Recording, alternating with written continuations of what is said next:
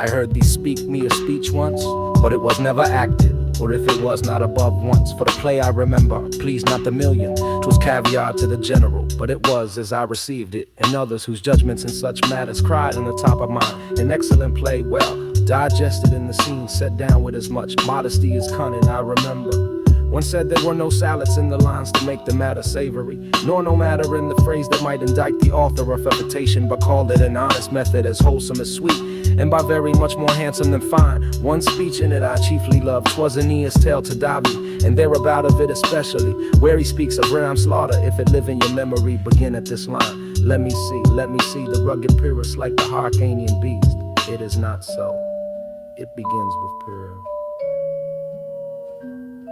The rugged Pyrrhus, he whose sable arms, black as his purpose, did the night resemble when he lay couched in the ominous horse, half now his dread and black complexion smeared with heraldry more dismal. Head to foot now is he total ghouls, horridly tricked with blood of fathers, mothers, daughters, sons, baked and pasted with the parching streets that lend a tyrannous and damned light to their lord's murder.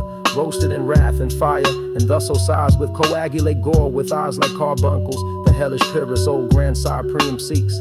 So proceed you, for God my lord, well spoken, with good accent and good discretion. Anon he finds him striking too short at Greeks. His antique sword, rebellious to his arm, lies where it falls, repugnant to command. Unequal match, Pyrrhus at Priam drives and rage strikes wide, but with the whiff and wind of his fell sword, the unnerved father falls. Then senseless Ilium, seeming to feel this blow, with flaming top stops to his base, and with a hideous crash takes prisoner Pyrrhus' ear.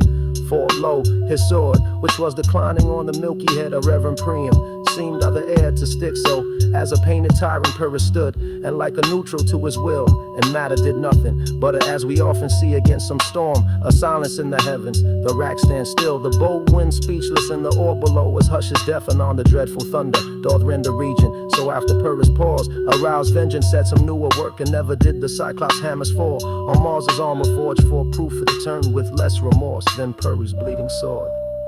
Now falls on Priam. Out, thou strumpet fortune, all you gods, in general synod take away her power, break all the spokes and fellies from a wheel, and bowl the round knave down the hill of heaven, as low as to the fiends.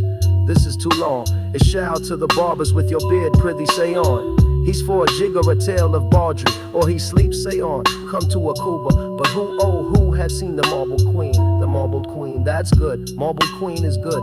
Run barefoot up and down, threatening the flames, with bis and rem a cloud upon that head where late the diadem stood.